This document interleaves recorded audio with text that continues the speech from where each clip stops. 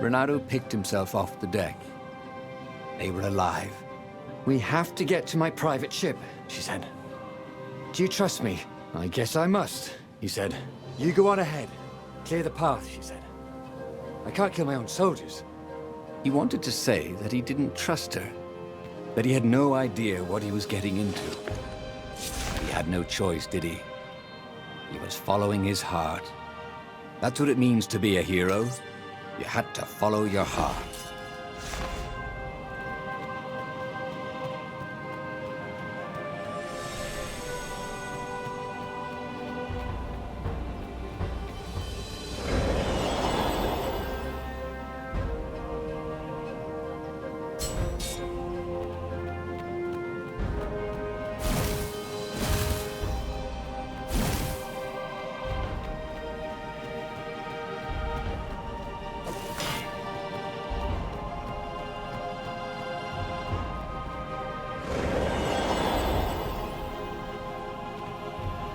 Renato felt like he was ready to learn new things. Thank goodness he didn't have to go to school for that.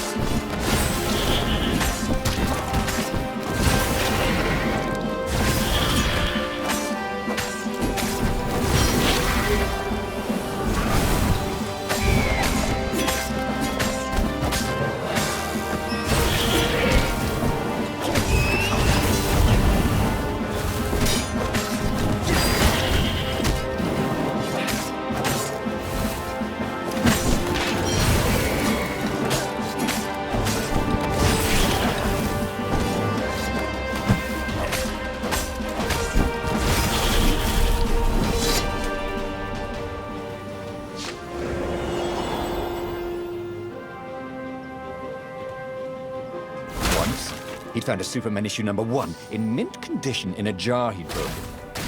He planned to keep breaking things until he had the whole series.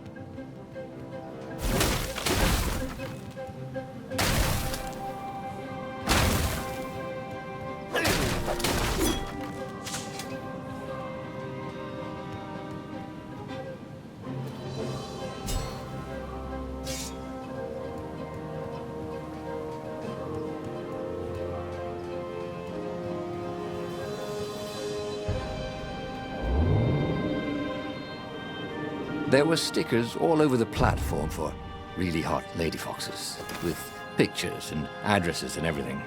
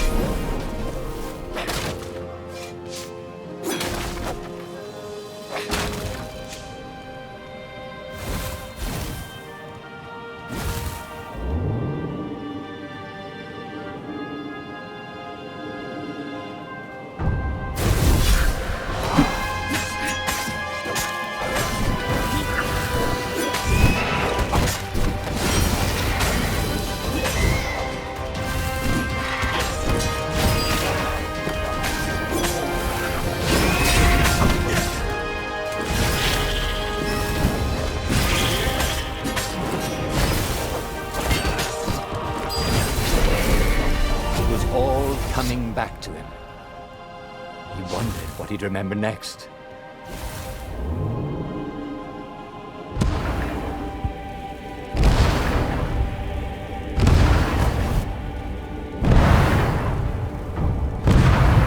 They paused to catch their breath. It was strange to be so close to her. "What are you thinking?" he asked. "I'm trying very hard not to think." "Me too," he said.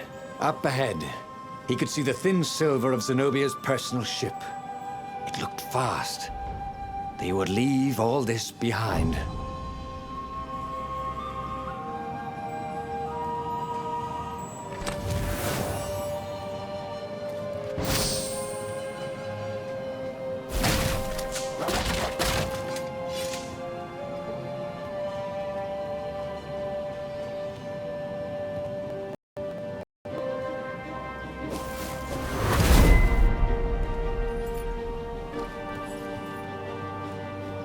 Renato wondered if his future self had commissioned these bowls.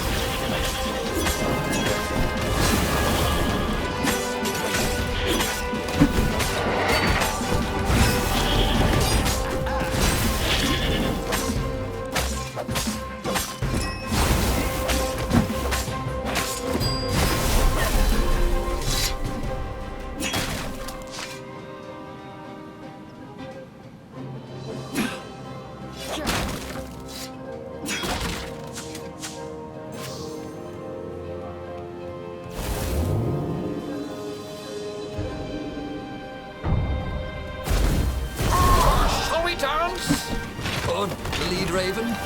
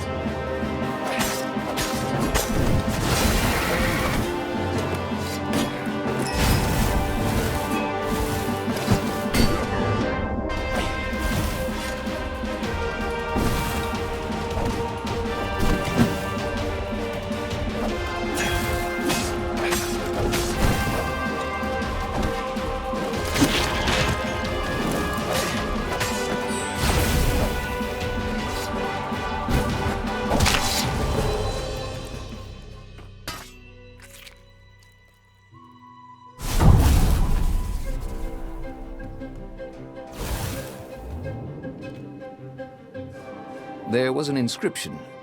Praise the sun.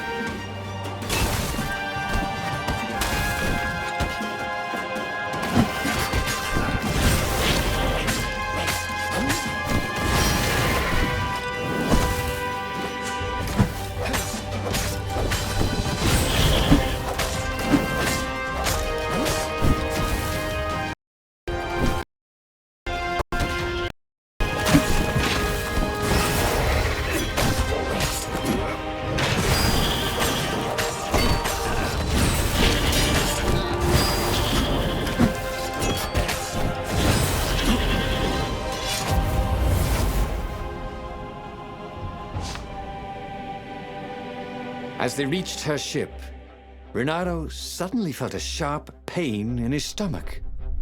He was surprised to see a crossbow bolt sticking out of it. "I was going to lead the Empire to a secret base," said Lapino. "But no, you had to screw up my plan because you've still got a thing for her." Renato stared at Zenobia. The kiss. Was it real? She said, with a look of indescribable sorrow. She gestured and said an arcane word, and Lapino went flying into the abyss, screaming, "I'm telling your father!" Then she knelt down to cradle his head. Her paw, very soft and warm. Okay, that was weird. He could have sworn he just died. Instead, he was on the Farfarer, sailing away from Ubar. And it was still burning. He'd fled burning Ubar years ago, hadn't he? And now he was back there. Had all those years fighting the Empire been nothing but a vision into the future? A useful vision if it was true.